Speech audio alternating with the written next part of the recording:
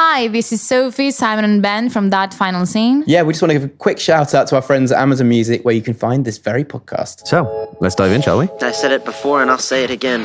That scene, that last scene. What does it mean? I'm the dude, you know? Get the fuck out of here! No, I cannot. That final scene Starts now. Hello, and welcome back to the That Final Scene podcast. My name is Sophie, and once again, I am joined by my favorite co-hosts, Simon and Ben. Yo. Hello. How have you guys been? You say favourites as if you have a revolving cast that like other people come in when we don't know about. Like maybe every other week that we don't record here, maybe somebody else is on that final scene. Maybe I got a side hustle of a podcast that you guys are not invited. What would it be if you had one? Pottery. Yours would be pottery. No, I'm saying Sophie's would be. Why would it be pottery? Don't know, just the first thing that popped into my That's head. so interesting. That's how Ben pictures you. I just saw that vase over there in the corner. I I have a good Pottery. selection of, yeah. Ben is thinking of the scene from Ghost with the Very famous much so, pottery erotic yes. scene. Trying to think, I would probably have a podcast about how to not grow plants. How to not grow plants? Because I'm the absolute that work? worst when it comes to growing plants. I mean, you can Okay. clearly see how they've been deteriorating. Are these real? They are real. Is it? But I just, even though I water They them look and even pretty though I good. show them love, they don't seem to last. So I have all the tips because I'm trying very hard and nothing is working. So that'd be my podcast. What would yours be, Simon? Something musically related, I think. Interesting. One of my favourite podcasts is Song Exploder. Oh, Song Exploder's so good. Ooh, yeah. Speaking of... Yeah. I wanted to say speaking of Speaking of exploding. exploding, Speaking of things blowing up in your face. Michael's been over again. Oh my god. Oh my god. Not exactly. More literally, I'm back on watching franchise films, like big explodey films. I saw okay. Ambulance. Is that the Michael Bay movie? Yes. No, I haven't seen it because I don't watch Michael Bay Explosions movies. Overload. Have you seen that film, Simon? The last Michael Bay film I watched was Transformers, and it was just a Which one? constant stream remember. of explosions and sound effects. The first Transformers. I don't know. It was terrible. With Yeah. Josh Duhamel. It had and so Shia LaBeouf. little substance. I feel like it was that first one of like movies based on toys, you know, properly kicking that off of like, well, Transformers is nothing really, let's make a movie out of it. But then there was Transformers cartoon series, so. But yeah, it is ridiculous. Yeah, I mean, he's ridiculous. Does the ambulance turn into a Transformer towards the end of the movie? I hate to say it, but I enjoyed it. I enjoyed Is it Jake Ambulance. Gyllenhaal and Yes. Yahya Abdul-Mateen? I think it is. I trust you. So the drone work is really fun. So he used a lot of drones for shooting of the film. This is like my wig work comment. Yes, excellent drone work. So for our movie Top Trumps, we've got wig work, drone work. Drone work. Mm-hmm. We just need one more. I have a new one. I have a new one with Sweeney Todd because today we're going to be talking about Halloween and we're going to be going through our favorite Halloween films. And the nose acting on this one is very strong. Yes, a lot of Interesting nose snarling. acting. Yeah, Okay. yeah. Johnny Depp delivers in that way. Yeah. So yeah, I don't know. I actually really liked Ambulance. I do think that it was a relatively favored by people compared to other Michael Bay films, but I'm not saying I recommend it. I'm saying I had a good time watching it. There is something to be said for just occasionally turning on a movie where it's like I think so. explosions for like 2 Yes, hours. and let a few of your brain cells really just die. I remember being hungover once and watching Bad Boys 2 about 4 times in one day because I just kept falling asleep. Yes. And I was so determined to get to the end of the film. But I just I'd put it on, but then at different parts in the movie, I'd drift off until I think the 4th or 5th viewing of the day that I finally got to the end. And I was like, what a great movie. And then I ordered pizza. It was a good day. My one of those is Born Identity. Oh, yes. So good. I love a bit of Born So Identity. relaxing to watch. So relaxing. So relaxing to watch Matt Damon just kick ass for 2 hours. And it's a hard image to picture when you say it like that. But that Well, actually Matt Damon works. kick ass for 2 hours. Yeah. But it Well, actually and works. actually, I think for me now, the new Mission Impossible movies are definitely that. I think we talked about it when we did the Tom Cruise episode. And actually, Top Gun Maverick could probably be one of those too. Oh, dude. Where, don't you dude me. Maverick was great. The Mission Impossible movies now are definitely that for me. Like movies that I can just sit and just watch like the explosions for 2 hours. I love that too. The things that I've been watching, because I was telling Ben before we started recording that I'm officially back on watching films. I'm back on watching TV shows. Hang on. I am so surprised she didn't do it sooner.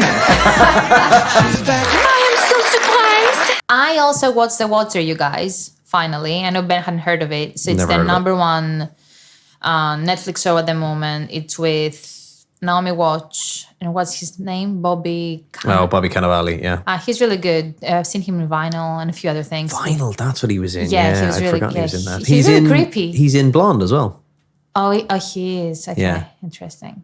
I've not watched it though. I haven't watched Blonde. I'm struggling with that film, but I will. This is from Ryan Murphy, Glee, American Horror Story, American Crime Story, Halston. I'd imagine as a music person, Simon, you're definitely into Glee. Always.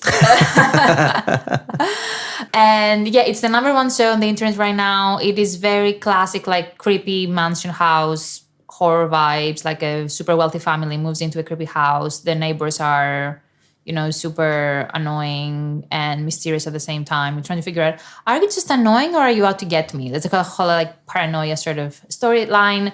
And it's like a 7 episodes kind of limited series. Like you get to the end in the 7th episode, but I enjoyed the journey. It's like kind of so that, it's a bit silly and like everyone has a motive, but without any actual reason.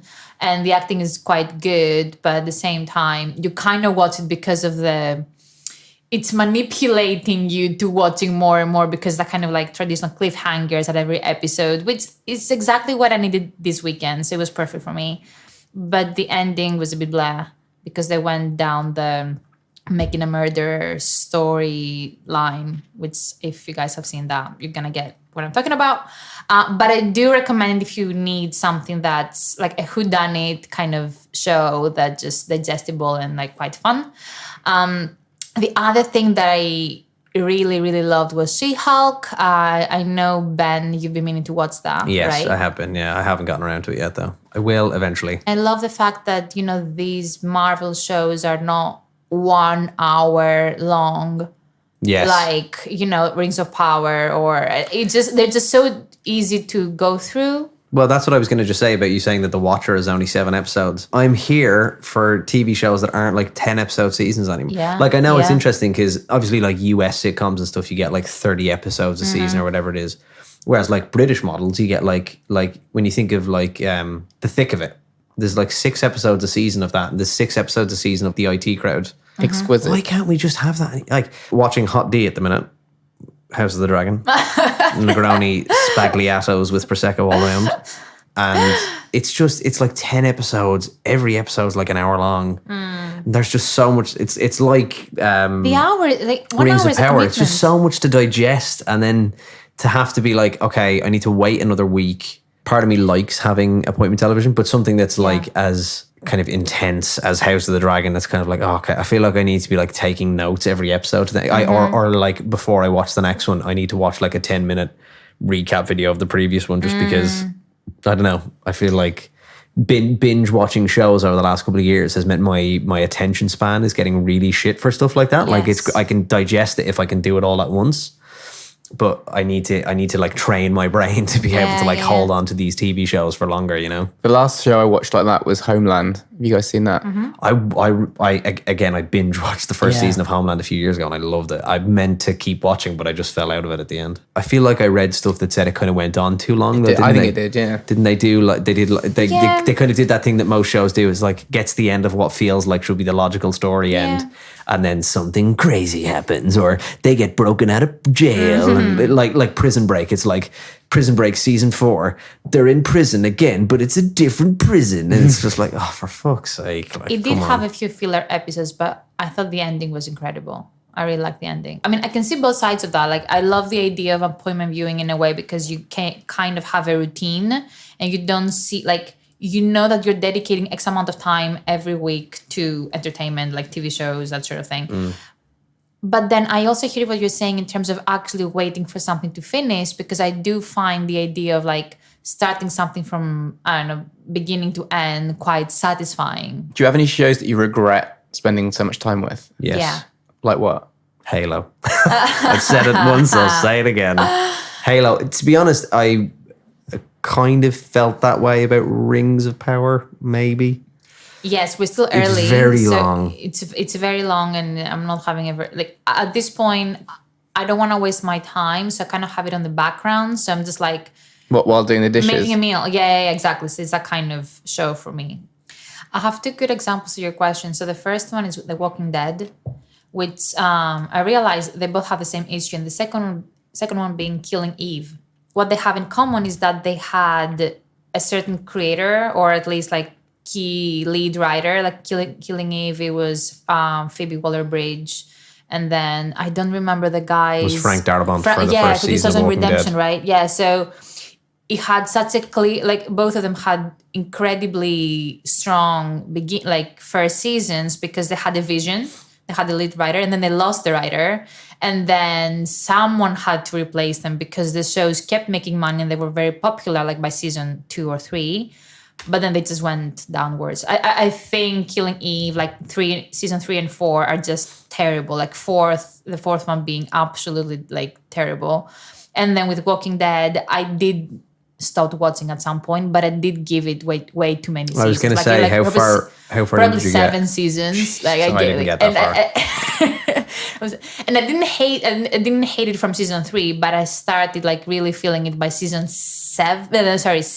Even and that's a lot. With Walking Dead, I can rewatch the first 2 seasons. I can't do anything after that. Yeah, no, even I feel you. from season 3, halfway through season 3, I was like, hang on, this season is about 10 episodes too long. Certain things I think it's easier to get out of. It's hard with stuff like The Walking Dead, which had such a like huge following for like a really long time. Of course. Like The Walking Dead still has like so many fans and so much has come from it. I think it's a lot harder with a show like that because you stop watching and then you see people talk about it online and you immediately go, oh shit, yeah, fuck Was off, I that wrong? crap, Yeah. that's what they did. And then it kind of that like lures you back into it, I think. Yeah, Killing Eve, I think same thing. I just want to see what happens in the end. Also, like, I was begging for some sort of redemption. As in, surely that's not it. Surely there's gonna be a big aha moment in the end where I'm gonna like take all my, I don't know, it's gonna restore my faith to the show. And no, it just made things worse. But that was like Lost did the exact same thing. Yeah, well, yeah. I mean, I think yeah. Lost for me is the archetype of that, of like, it's going to be a better ending, right? It's not going to be that. And then it ends and it's been 6 years and it's 4:00 in the morning because you got up to watch the screening at the same time as the US and you have to go to school in 3 hours and you're really tired. You just hate Damon Lindelof and everything he's ever done. And then he does Watchmen and everything's fine again. But it's... Was 24 before or after Lost? I can't 24 remember. was before, I think. Was Or around the 24 same the time. first? Before. It's heavy US propaganda. Like, Yeah, it's, like you love to see it. Yeah. It's funny because me and my girlfriend watched Designated Survivor a while ago. yeah. Oh my God. Which is basically... Is it good? I no, wanna it's watch not. it. It's absolute dog shit. gash. It's actually, it's one of those ones... I want to watch it so bad. It was one of those ones that we just watching it till the end and being like, it's going to get better. Like, were you 1 season in, 2 seasons in? Oh, no, we only got to the end of the first 15. season. I think we watched like maybe the first episode of the second season. It was just like, I can't do another 10 episodes of this fucking What's the peril worst part shit. about it? What doesn't work? Is there anything that works actually? There's constant peril. There's this stupid storyline. It's like, well, he shouldn't even be president. Like he's like education That's right. secretary or something like that. Because he's this- the last man standing. Yeah, the term designated survivor is supposed to be like, sir, you are the designated survivor because everybody's dead, so you have to take over because he's like tourism secretary or something like that. So about you get housing. housing, that's what it is. And the stupid thing is that then they have these scenes of him being president and he's like, I really can't wait to push through that housing bill I was going to propose. You're like, oh God, stop trying to make it this boring political drama while also being like someone's trying to kill you at the It's same in time. my same category as Olympus Has Fallen and also Yes, White that's House exactly. Down. Yeah, Oh, it's that yeah, that's bad. it's Oh yeah, that, it's yeah, exactly it's that the kind of vibe, same yeah. sort of vibe as that. 100%. There's something addictive about shows like Designated Survivor because they're so rhythmic in the writing. Yeah, Oh, yeah. Like, exactly. There's a it's formula. like It's a Suits is very formula, similar, where the writing has its own rhythm, and you can basically follow the cadence Yep. of it Yeah. without knowing That's what's going to happen. That's what the Blacklist is like. Simon, I know you have thoughts on Matilda that you watched in London Film Festival. Wait, oh yeah, you never saw it, did you? I didn't make it in. I Sophie, didn't. what happened? Well, the story that I'm going with is that the alarm didn't actually ring. So I missed the alarm. Sure. Yeah, it sure. didn't. That's So the, I was that's the story I'm in going this with. queue about 3 miles long in Leicester Square at 7:30 in the morning to watch Matilda. with a flag on your bag, so Yeah. yeah. To To be more specific, Roald Dahl's Matilda. That's the official title of the Okay. Is film. that the Yeah. official? Is it? Okay, interesting. So give us general thoughts. So yeah, I found it quite dark. I was quite surprised about how it was lacking in fun and humour. And a lot of it was quite cruel. Interesting. The songs are quite hard to follow. So I really wanted to like... Interesting. I found the whole thing quite sterile and there was no, Roald Dahl, like a lot of kids' stories are quite dark, and like nursery rhymes are quite dark. And they often come from quite dark places. And then in Roald Dahl, the secret has always been balancing it with humor and silliness. And this film just didn't, for me, strike that balance between the silliness and the darkness. I'd be interested for you to see the stage show then, because obviously this is based on the stage show, and I saw that a couple of weeks ago, and I probably would have said the opposite. I thought like it does kind of strike that nice balance. I think it probably depends on like the performances and stuff like that. And I know you had a conversation with Simon, like a friend of mine who also was in the same screening as you, and he actually loves the musical, the stage show. And he had a very similar opinion to you. I think he didn't like the film for different reasons, but he still didn't like it. And I think he was saying the same thing about it being very gloomy and just not being able to. I think we spoke about this a little while ago, is that it is interesting how you try and translate a stage play to a film. Like there just is that element of it being live in a stage show, and that everything kind of has to be there and ready to go. With like a movie, you can cut it, you can do different lighting, different everything, you can change the sound and like in post and stuff like that to tweak, and you can change the tone of a film entirely just by like changing the lighting and stuff like that, or changing the editing, whereas like a stage show has to just flow from start to finish, which probably helps it keep that charm because it has to be kind of snappy and punchy. Interesting that you feel like it kind of maybe loses that a little bit, which is why, as I say, I would encourage you to maybe go and see the stage show. Yeah, well, you should go and see it, and I'll go and see the stage thing, and we can compare notes. Yeah, that would be good. I think that would be good. Let's do that. Nice. And you, Ben, what have you been watching? Yeah, as I said, I've been watching Hot D. I'm going to just Sounds like D means dick, but it doesn't. I know, I know, but it doesn't. It's Hot D. Which, I'm enjoying. I haven't watched episode 9 yet because I was away in Ireland over the weekend. Finale? No, there's 2 left. But Game of Thrones, again, is very formulaic in that Game of Thrones episode 9 is always the big set piece. Like without fail, every year, episode 9 is, if there's a big battle, it'll be in episode 9. And then 10 is like tying plot holes together, setting up the next season. So I haven't watched it yet, but I will. I plan on watching it maybe tomorrow if I can. Lord of the Rings as well, Rings of Power. I'm just really tired with it. I just haven't watched the ending of it. Yeah. It's been partially spoiled for me online, so I kind of know one of the big secrets of it, and I don't really care that I know that because I'm just kind of like, it's really, really dragging on. Finished Bad Sisters. I mentioned that on the podcast the other week, which it's an interesting one. Apple TV Plus, right? Yeah, Apple TV Plus. It's all set in Ireland. It's it's a really good cast. So it's Sharon Horgan, Eve Hewson, the guy from Good Luck to You, Leo Grand is in it, and Brendan Gleeson's son, I think it's Jack Gleeson, is in it. So like really, really good cast. But unfortunately, it's one of those ones that the ending was very predictable. Like I was hoping it would have a Broadchurch kind of ending where you get to it and it is lit, like, I don't know if both of you have seen Broadchurch, but like it's completely out of left field. You're like, holy fuck, like I did not expect that, and it's incredible and it's dramatic. It was kind of like from the start, it was kind of, you could have predicted that was the way it was going to go. So a little bit of a letdown, like a nice season overall. I thought it was good. Like it's kind of good to watch, and my favorite thing about watching it is being like, we chatted about this, obviously being home in Ireland. We watched with my girlfriend's sister and her partner because they've been watching it as well.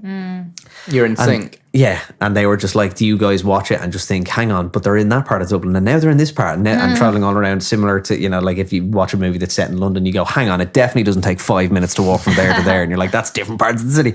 Like it's been it was fun to watch it like that, which I tend to do with Irish movies. But yeah, just been kind of watching a lot of TV, and obviously in preparation for this episode, watch Cabin in the Woods. And I've watched Shaun of the Dead again because I just fucking love that movie, and it's, I know I picked Cabin in the Woods for this episode, but Shaun of the Dead probably is my favorite.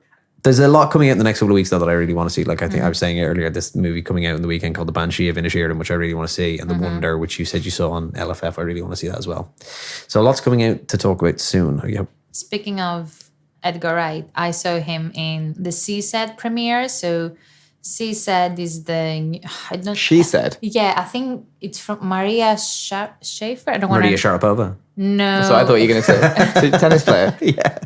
I really like the direction, which is why I wanted to get the name. Maria Schrader, sorry. So it's coming out November 25th, at least in the US. In the UK. Yeah, we spoke about this. This is the Harvey Weinstein movie. Yes. So it's about the two reporters that broke the very first story about the allegations and then the abuse and everything. It looks kind of similar. If you've seen Spotlight, it looks kind of similar to Spotlight. All President's Men. It's investigative journalism. It's really, really good. It's with Carey Mulligan and Zoe Kazan. But what was interesting, because I was in the premiere, there was they introduced the film and there were, I think, 3 survivors in the screening as well. So it's so interesting to think that they would have to see the film on the big screen with so many people on the same screen. It was like quite heavy. Like you could tell like the atmosphere just changed instantly because they asked him to stand up, and it was like made it more real. Yeah, very, very, very real. Definitely recommend that. Edgar Wright was there. We're talking about how he's now the governor of BFI. Yeah, he's the governor. He's like a BFI governor. Yeah. That sounds like a cool title. Thanks for the ticket, Edgar. Thanks for letting us in. Right. Yeah, I love a bit of Edgar Wright. Sorry for being rude about Matilda. That's not his film. That's not his film, don't worry. Probably doesn't care. But just a quick correction. It's Anne-Marie Duff. And she lives in Chiswick. Okay, I know we have a lot more to go through with London Film Festival, but I might just, I don't know, like use the next couple of episodes to just go through some of, like my picks. Just kind of like try to process them a little more, and I would like to do some actual writing. What would you say is the film that was the hot film of the whole festival? What do you mean by that? Which one has the most buzz? Yeah, which is the one Glass Onion, like it was the hardest one to get tickets. Like it was really, really the most popular one. And I would say second would be The Whale with Brendan Fraser, who's most definitely getting the Oscar this year. The Frasergents. It's happening. We need to do a Brendan special. We should watch The Mummy. We should definitely watch the. Oh my god, we should do the trilogy. Yeah. Simon, you ever watching the Mummy trilogy? No. Oh, okay. But I'd be up for it. Yeah, I would do. Yeah, so I think have I watched it? We should do it together. Yeah, maybe we should live podcast the. Yeah. Director's commentary. Especially the second one with The Rock as the Scorpion King. You're going to love it. It's going to be great. I was actually thinking while I was watching Decision to Leave at LFF, I wish there was someone next to me explaining to me what the hell was going on. I thought you were going to say, I was like, as I was watching Decision to Leave, I really wished The Rock was in it. This movie would be so much better if Dwayne Johnson was in it. What is the hype around The Rock? Why is he like the most famous person in the world? He just does blockbuster after blockbuster after. He just does like inoffensive, family, fun kind of movies. And I also think he's, at least what he, I don't know, puts out there, like he's a solid guy. Like he's a good dude. He does seem like a nice he's not guy. like Wholesome. Yeah, he's that. And I feel people like that. Is he an all-American hero? I don't think he's even trying to be that. I feel like he's been very open with his mental health. I think he has that kind of more self-aware and persona anyway. I don't know if that's him actually, but yeah, it's interesting. Like I follow him on Instagram, and it's quite funny because like a lot of stuff that he puts up on Instagram feels really staged. Be like, oh, I was driving home and I saw these kids on the side of the street dressed as me from a movie, so I got out of my car to say hi. You're like, you really that really didn't happen. Like that kid has been paid to be there. Yeah. But he does seem like a really nice guy, The Rock, in fairness. Yeah. Having said that, I feel like if you go back and watch all WWE stuff, there's probably some... with most WWE things, there's probably some problematic stuff there from the late 90s, early 90s. Cancellation on the cards. You live and you learn. I think that's what happens when you're dropping people's elbows around the place. Oh my God. So with that, we're going to take a short break and we're going to be back with Donnie Darko, Cabin in the Woods. Is it that Cabin in the Woods or a Cabin in the Woods? I think it's just Cabin. I think it's just Cabin in the Woods. A Cabin in the Woods and Sweeney Todd, the demon barber of Fleet Street. Oh, look, a message from our sponsor. G.I. Jane 2. Can't wait to see it. Nah, yo, hold my poodle. Hey, yo, what's up? Y'all got a problem? Y'all want some of this? Without much further ado. Here we go again. I know we were talking about this earlier, Ben, but you said you're a Christmas person. I'm a Halloween person. Yes. So this is very exciting for me. We're going to be talking about our, I want to say, favorite Halloween films, but in the process, we did find out that each one of us has a different favorite Halloween film. So I think it's more so for as a Halloween movie that if somebody asked me for like a suggestion, I'm not necessarily giving my favorite one. I'm giving you the one that I'd be like, I think this is what you like for a Halloween night. I think it's a good. This will be the one that I'd put forward to watch. That's a better way to frame it, because I also I have a lot of favorite Halloween films. I can't pick one, but yeah, I think we all picked our favorite or like the suggestion for a reason, and. We actually went on Instagram and we asked you guys to pick your favorite from the three. And unsurprisingly, Donnie Darko came on top by 48%. Boom. So Almost 50% of the audience there, so Simon, you're a winner. People are obsessed with Donnie Darko on my page. I mean, I do think that it's a wider like cinephile trend. 100%. But it was interesting. 31% Cabin in the Woods. Yours, Ben. Cabin in the Woods. In the Woods. And I am the not so sure loser with Sweeney Todd, but with 21%. But I'll take it. That's not too bad. That's it's a not too bad. good It's not split. like 5%. Yeah. It's not like 5%. It's like 21%. I feel like when we did the Tom Cruise poll, like there was some really like I think maybe Simon's choices got like 90% or maybe it was your your Sophie's got like 80% of the votes and it felt like a fix. But right, yeah, I'm happy with that split, and I think Donnie Darko is to be expected. Yes, choice. Definitely. And I like the fact that we can go each one of us and talk about their pick and why they picked the film. But I think with Donnie Darko it was interesting because I got quite a few DMs to that story by people saying Donnie Darko is great, but it's not a Halloween film. And I'm like, hey, hold on a second. I agree with that though. Wait a second. The film literally countdowns to Halloween night. Just because the film has Halloween scenes in it doesn't mean it's a Halloween film. But it's so Halloweeny. Like the very first scene is Donnie Darko biking his way through like Halloween, like decorations. It feels very Halloweeny. Basically, what I was gonna say is that the very first question for you is, what is a Halloween film in your view? I was never brought up much for Halloween, but I always think of it as a very kind of trashy event. There you go. That's and interesting. so I would go for something like Scream, and that feels like really fun and silly. It's a slasher, silly, just completely over the top. I think you say Halloween movies and people go to like John Carpenter and like the Halloween movies, but actually they're not really Halloween movies. They're like horror movies. They're like gore movies. And then it's like Halloween movies can actually be a lot more like, like stuff like, I'm trying to think of, like Hocus Pocus even, which is like a kid's movie, is a Halloween movie because it's about witches. Like The Witches Roald Dahl is a Halloween movie because it's about like, maybe that's where we've fallen down here, is that one of us should have picked like a kid's one.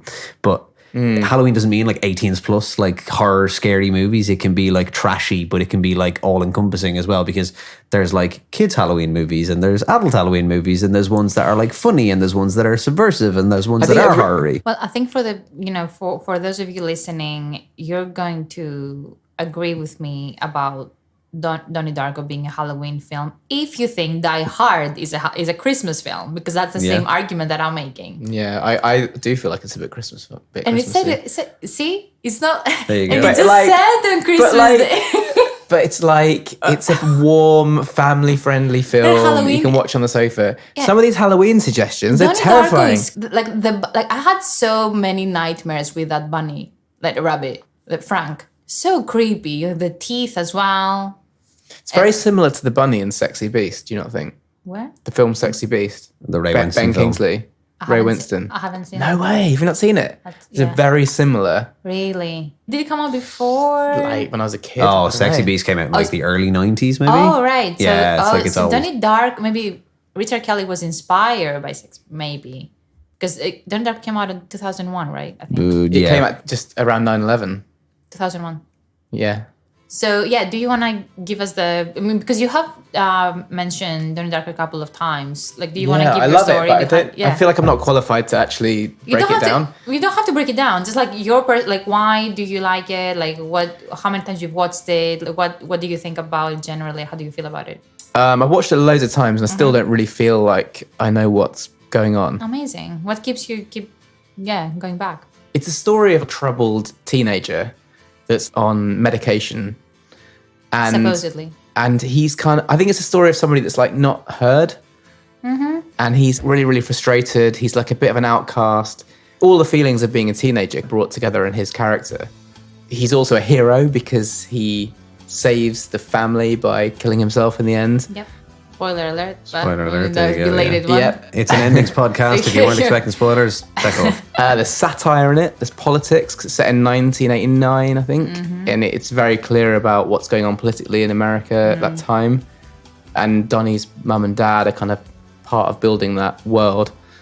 And also, there's an amazing character played by Patrick Swayze, who's like a paedophile. Tim Cunningham. He's like a sort of Self-help, he's like almost like a motivator. Yeah, like a public, motivational speaker. Yeah, exactly. And I love that storyline of Donnie outing this guy for what he is. And then, it's all held together with perhaps some time travel and some strange... When has a story ever been held together with time travel? My God. So it's got satire, humour, teenage angst, politics, time travel. It's a very, very clever script and film, I think. This is one of the things that I love about this film is that it's a coming-of-age story with sci-fi and, it's a comedy at times. Like, it's very funny at times. Very dark, but... and then, to your point, hints of drama as well. So it's not a genre movie, which I love. Like, it's a bit of everything. And it works what would you say it is? I don't even know how to describe it. Like, for me, I think usually it tends to be classified as sci-fi, but I do think it misses out so many elements of, like, the real aspect of the struggles that the characters are going through are very real. It's a coming-of-age drama that uses science fiction as, like, the vessel, but it's not actually the story, It's like it just uses that to tell this more interesting kind of coming-of-age story. And I guess that's how it's cleverly layered, because you're wondering whether you're seeing it through the prism of Donnie's mind or whether it's happening in the real world, and you don't know where one begins and the other one ends. Yeah. Okay, so that is a very good point, actually, because just like with Blade Runner, Donnie Darko has the director's cut, which is very different to the theatrical cut.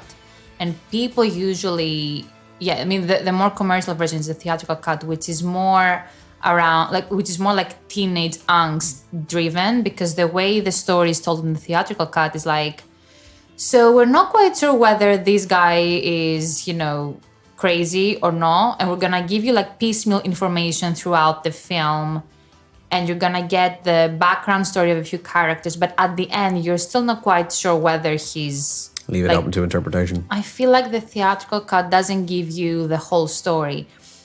While I feel like if you see the director's cut, it's much more of a sci-fi film, because you get a lot of the mythology behind the time travel aspect of the film, because all of it can be explained through the, that book that Grandma Death wrote, like Roberta Sparrow. You remember the grandma that... The old lady that lives in the... Her name, nickname Grandma Death, that has supposedly written the book, The Philosophy of Time Travel. And we get hints of it in the theatrical cut. And it is at this point where Donnie starts to, realize that, hey, I may not be crazy. Like, I might be onto something here. And that's when he goes back to his teacher and he starts asking about time travel. I love that teacher character. Yeah, he's so kind. And in the director's cut, we actually get passages from the novel, and we get a full explainer as to, what has happened, like the primary universe, the tangent universe. I don't even want to go like into the details of it all, but I've been obsessed. Like I went through like the rabbit hole literally back in the day when I first watched that film. So I do recommend you see the director's cut if you haven't, because the director's cut is like, Donnie Darko is not crazy. What he's experiencing is very real. Let's take you through the story of what has actually been happening. And he takes you, like Richard Kelly, through that story. Yeah, it's interesting how you cut something, like how different the film, comes across in a way. Because the bunny could almost be like testosterone. And it's like, it's a metaphor for his teenage brain, like telling him to do mad shit. 100%. Or, I think one of the most prevailing theories for people that haven't looked into the, time travel aspect of the film, I don't even know if time travel is the right, term. I'm not sure either. I think parallel universe is a better term, because it's like multiverse. It's very multi. Stop it. It's very multiversy because basically the Tangent universe created because there is some sort of, I don't know, anomaly in the primary universe, and therefore Donnie Darko like has to the save the world. TVLA and Loki. Yeah, it's very much so. Donnie Darko Very is Marvel. Donnie Darko is a very superhero name, to be fair. Am I ruining this for you now, Simon? It's untouchable, Ben. Doctor Strange has nothing on Donnie. The one thing I wanted to call out, though, was Drew Barrymore's performance. I love her in that film. It's like she's his teacher. And She's wicked. she's really, really good. Imagine being the writer-director. It's his first ever feature film. And then he knocks out that. It's crazy. What has he done since? Do we know? Richard Kelly? The Box, is it called? 2009? Oh, is it? With Cameron Diaz. And Yeah, I've not seen it. It's good. Oh, wow, that's good. Okay. It's a good film. And Michael Madsen? From X-Men? The Cyclops, James Marsden. Yes, it was James Marsden. Okay, there you go. Yeah. No, James Marsden. Is it James Marsden? I think the box is it not? I think the box. Oh my is, God. Yeah, hang on. Yeah. I have a This is feeling. the bit you have to cut this bit out now in the edit, Simon. Wait, what are you trying to find out? Yes, Cameron Diaz, James Marsden, Frank Langella, whatever, and Gillian Jacobs. It is by Richard Kelly. You're right. Wow. Okay. Look at Sophie being surprised that I've been right about it's my first film fact I've been right about. It's a very small. I was like, it's not super small, but yeah. Let's move on to Cabin in the Woods. I'm interested to know what you thought, Simon, because you saw it the first time. I mean, the reason I put it forward is, and pretty weird to say this on a Halloween special episode, but as you said, I'm a Christmas person. I'm not really into like horror movies, to be perfectly Live honest. your truth. It's not my jam. I'm not into like slasher movies, and like I'm not going to be seeing Halloween Ends or whatever the fuck it's called. Like that's just not for me. Good. But Cabin in the Woods is one of the few horror fit movies that I quite enjoy because I don't really see it as a horror movie, or which is kind of why I see it more as a Halloween movie, because it takes a lot of just like tropes for it. Kind of is turning the mirror on, you know, Halloween and horror movies and the tropes of them all. Like I know you, Simon, you said that it's kind of redeemed by its third act, and I think that's the whole point, is that like the first two acts of the movie, it's this kind of crappy, like It's kind of like an American Pie / road trip intro. Exactly. Half naked girls, boys in the shared house, exactly. hanging out, being really broy. I want to make a note here, though. I do think that the characters in the film, even though they are being cut to be perceived that way, they are actually more nuanced than your casual. Like I remember one of the opening scenes when they go to the cabin and they're like one friend of theirs, like he's super stoned. And the one that's like Scooby-Doo. Yeah. Yeah, he looks like Shaggy from Sorry, Scooby-Doo. Shaggy, yeah. Well, they all kind of do look like the gang. Like there's the redheaded girl, and then there's like Chris Hemsworth's character who kind of looks like Fred. Yeah, and you know? they're all very concerned about him taking drugs, and they want to make sure that he's okay. Like, I don't think you would see that in your like casual 80s slasher film. And I do feel like one of the points that the directors are trying to make is actually we are putting those people in the boxes the moment we see them, because we are being primed by that genre. The movie itself is trying to put them in the boxes, and the idea at the end that you have to have these, whatever, the 5 or 6 sacrifices that it is, of like the athlete, the virgin, the joke, like it's putting it in those boxes. Yeah. And actually the two characters that are left are the two that are, you know, are the ones that the most are pushing against that, who become like the heroes, but then quite nicely end the movie just getting stoned on the steps, being like, oh well, fuck it, like we might as well smoke the weed at the end of it. Like it's quite nice because, as you say, the whole point of the movie is that you put these people in these boxes, but then it does kind of turn it around. And also I really like the kind of science fiction elements to it, of like there's this organization under the ground that, you know, that is Stephen Gary, that have been running this for years, that this happens every year. It's this thing that they have to do to basically keep the world going.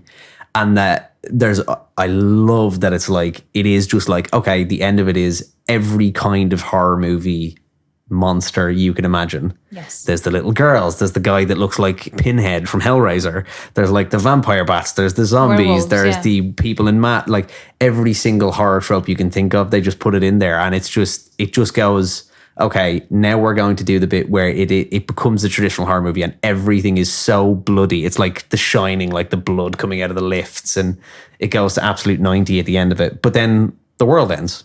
I like the fact that they don't save the day and nothing happens. It's just it gets to the end of it and a massive hand just comes out of the ground and just smashes that's the so house. clever because in that moment, right at the end of the film, the camera becomes a character in the film because the camera has to be grabbed by the hand for the film to end. And it's so clever because then it's like, well, there's nothing left now. The camera's been got. Yeah. So the film has to stop. There's so many nice kind of just my favorite bit twists and turns in it. With the first initial cutaways to the guys controlling all the action.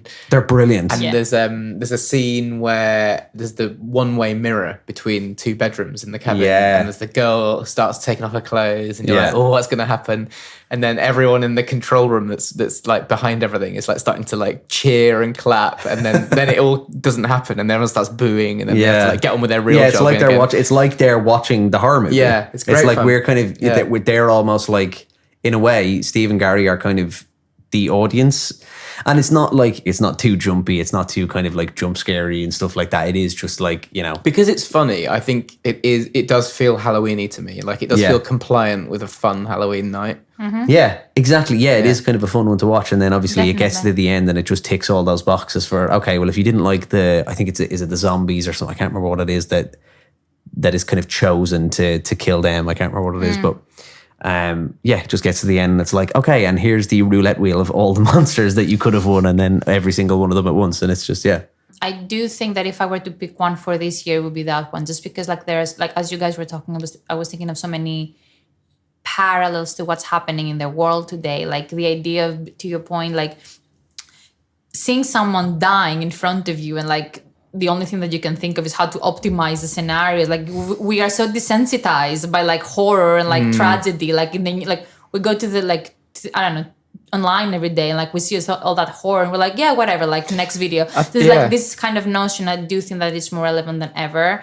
And also the idea of the meta-ness, if that's a word, of it. Like now like it's so trendy, but I do feel like it's doing something very different in that regard compared to other films fairly recently, like The Matrix or Scream, that have done the whole meta thing, but they've done it in like third person kind of way where they've just talked about the meta thing, the characters, like, oh, let's talk about the other universe. Cabin in the Woods, it's doing that without saying it. Like it literally created a universe within a universe to tell it showed, not tell. Exactly. It's exactly that. And I think Steve and Gary are probably the ones that carry the film in that regard. And they're the ones that make it funny, that make it kind of relatable in a way to be like, Yeah. So if you haven't seen this film, Steve and Gary are like in the basement of this building, the engineers, or whatever it is. Yeah. And they're controlling all the action that happens in this. Yeah, because it's that every year they have to orchestrate these kind of, I can't remember if it's 5, I think it's 6, is it? No, it's 5. Mm-hmm. These sacrifices of like the sacrificial lambs of what, I think I said it at the start, like of what they should be. And they're the ones who orchestrated with like pheromone mist, and there's all these different creatures that they can possibly use to kill them. And it's a sort of metaphor of the studio and then the viewer, right? Like the ancient ones is the viewer in a way. Us are the ones that have such high demands and just like trying to. It's interesting. My one criticism of that film that I think you just alluded to was I do feel like the funny parts do work a lot more for me rather than the scary bits. But to go back to what you were saying before about the darkness, like how it being a story for our times, I think that chimes with Matilda as well. In the, we've seen Batman be reinvented in this new dark way, James Bond being taken down this dark, more grittier route. And it felt like with Matilda, the same happened. And it's like Cabin in the Woods is a reminder that you can still be funny.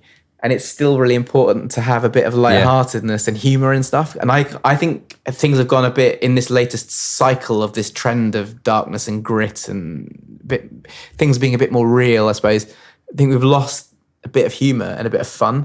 And I hope that comes back. Like a bit of silliness. Everything needs to be gritty. I agree. I'm with you. And I feel like the world needs a bit of, needs to last more than ever. So this is a nice segue for Sweeney Todd, my pick for Halloween, because like as you were talking, I was thinking of the funny bits of Sweeney Todd, but I feel like there are quite a few as well.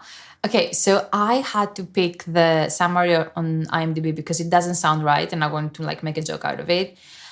The legendary tale of a barber who returns from wrongful imprisonment to 1840s London, bent on revenge for the rape and death of his wife, and resumes his trade while forming a sinister partnership with his fellow tenant, Mrs. Lovett. This doesn't make... I mean, this is just like... So the story is Johnny Depp, who plays Sweeney Todd, like at the start of the film, is coming back to London. You see, he comes in on a ship through the mist It's it's Pirates of Caribbean, but into like... old London town, And basically he's coming back because he was sent away by Judge Turpin, who is Alan Rickman. Legend. Good callback for Die Hard as well. And he's basically wants to come back and get revenge on him, and he used to be a barber, and basically what he does is he strikes up a friendship with Helena Bonham Carter's character, and he starts... It's weird, it's kind of like, is he practicing for a while, but he's basically slitting people's throats, and then she turns the bodies into pies and sells them in the pie shop, and they become really successful. And Yeah. Well, obviously you have the musical. I haven't seen it. It's a musical. It's by Sondheim, so it's iconic. The stakes are quite high, but then again, we kind of know Tim Burton's going to do his whole like Tim Burton thing, so you know what to expect. I picked this film for a few reasons. Well, number one, it's Harry Potter without J.K. Rowling. So like a really good one. Like you have Alan Rickman, you have Timothy Spall, you have Helena Bonham Carter, you kind of have Johnny Depp, who's, I mean, very problematic, but a good actor. And you don't have Vecna's in there. Jamie Campbell Bowers from Stranger Things. Yes, that's a good shout. It's a good shout. So you have Harry Potter, a la creme, without having the boring, like wizardy stuff. No excessive elvenness. Yes, exactly. None of it. But I still like the film, though, even though there's no elven nature to it. I do think Alan Rickman is the highlight of the film, but I just think he does so much introspective work. I feel like he's the only one that kind of gets that this is a stage show, so let's try to be more theatrical with it. I would say Sacha Baron Cohen does that as well, though. Oh yeah, maybe because it's more because his whole character is like Sacha Baron Cohen's character is he's playing a man who pretends to be Italian to be the best barber in the world, and then you get him backstage and he's like this really Cockney accent, and he's like and he's brilliant. He's really good, and he Sacha Baron Cohen has an amazing singing voice. I think it was after really Sweeney Todd that was when they started talking about him for Freddie Mercury. I think it might have been around then or after then that there was talk, that he'd be in the biopic and he'd be playing Freddie because he's fucking brilliant. Like you wouldn't actually expect it. And Johnny Depp can't really sing. He like outsings him in that duet that they have and outacts him in certain ways as well. Yeah, I feel like Cohen does this. He's really good in anything where he's playing a supporting role. I like Alan Rickman a lot because he's playing, some difficult acting in the context of being angry and betrayed in a way that's, when you're in theater, you may not be having any dialogue and you can just see the acting in someone's face in a way. And I feel like this is what, maybe that's I don't know, credit to the direction as well. That was quite good. Rickman does excellent teeth acting. If you ever watch it, I'm always obsessed by Alan Rickman's lower jaw and his teeth. He's always like really expressive with his mouth. That's true. What's your ultimate Alan Rickman appearance? Die Hard, hands down. Love Actually. Oh no, he's such an arsehole. I know he's a terrorist in Die Hard, but he's even worse in Love Actually. I would say he's a worse person in Love Actually than he is in Die Hard. He does that incredible. I don't know, really, really well. Oh, you can't tell me all those one-liners in Die Hard don't world's make best you baddie? melt. Yes, he is. Or his Sheriff of Nottingham in well, that's my Robin one. Hood, Prince of Thieves. Prince of Thieves is my Good. Yeah, my he's favorite. brilliant as the Sheriff of Nottingham. He's so good. And the second reason I picked the film is because you guys talked about the 80s slasher films and how, like, Ben, you're not much of a Halloween person, but, you chose to go with a film that kind of encapsulates what Halloween is all about, which is the silliness of it, but also the horror of it. And maybe that was the Greek way of, like, observing Halloween every year, but Tim Burton has always been a huge director and like creator when it comes to Halloween, at least in Greece. Like we would always have Tim Burton films on, like Beetlejuice and Corpse Bride and Edward Scissorhands. Like all of these films were just a very big part of Halloween every year. So I went with Sweeney Todd because it is my favorite Tim Burton film in a way. Maybe with Corpse Bride up there because it does tragedy and I don't want to say humor because they're very dark, but that kind of self-referential. And the songs are great. The songs are really catchy. They're really good. Even though, like, as you said, like the two main leads, they're not singer. Like they're not No. they're not very good. Even Ella Bonham Carter, like she's incredible. Like she's an incredible actress, and I do think that like her ex-husband knows the director like no one else. So he knows how to get like she does heavy eye acting. Like, and I think he can grab that like every single glance. He can capture that very well. But she's a fine singer. Let's face it. Like it's just that. Like, well, I think what both Johnny Depp and Helena Bonham Carter are doing is they kind of try and perform the songs rather than sing them. If you get what I mean, like they're not trying to sing them brilliantly. They're trying to sing them as that character would say. It's not like in Mamma Mia where like Pierce Brosnan just can't sing and it's all clear to everybody that he can't sing and it's just auto-tuned to shit. They're very much like playing a part and like the kind of the high-pitched voice works for it. So it's almost. And yeah, I mean to round this off, going back to my memories of Halloween when I was in Greece, like Halloween still to this day, it's very much about masquerading as someone else. And I think this is why Tim Burton was such a big part of, that kind of season every year, because his universe is all about, just, I don't know, being ridiculous or like dead or just wearing a ridiculous wig. So it was very much about that. So I think this is why, like in my head, this is the perfect Halloween film, because you could make like an incredible costume out of Sweeney Todd or Mrs. Lovett and just... I mean, you could do a whole series on Tim Burton just because of his that auteur kind of style of pastels and dark colors and which I have things many many strong opinions on. And I do feel like Sweeney Todd is probably the last good film of his canon. The cul-de-sac. Like, I can't even think of a film of his that I've seen in the cinema after Sweeney Todd. Dark Shadows. No, didn't see it in the cinema. Didn't bother. Alice in Wonderland probably was... Didn't bother. Yeah, so there are a few that are just with the same trio and it's just like really not working. So I like to think of this as the end of an era in a way of good Tim Burton It's films. making me. It's really so. I'm gonna have to go home and watch it again. I think. Yeah. I just really enjoy it. Or maybe I'll listen to the soundtrack on the way home. Sing about Mrs. Lovett and slitting people's throats on the tube. That'll definitely not get me arrested. Okay, I think we got 3 solid recommendations for people for Halloween just in time. You have more than a week, so get on it. We will be back in 2 weeks, just like always, and we're probably gonna be back with a film that is very dear to us. It's called Little Miss Sunshine, and we've all watched it. And I don't know, sometimes you get to watch a film that means a lot to you when you're not feeling 100%. So we're really excited to talk about that and probably, many more around that topic. Like always, you know what to do at this point if you're still listening. Go to Spotify or Amazon Music or wherever you're listening to our podcast, subscribe and leave a review. We will see you in 2 weeks. Goodbye. Happy Halloween. Hello. Did you like it? Did you like that? Did I like it? I loved it. I had no idea you could milk a cat. I have nipples, Greg. Could you milk me? Good morning! Morning. Good morning. Oh, and in case I don't see you, good afternoon, good evening, and good night.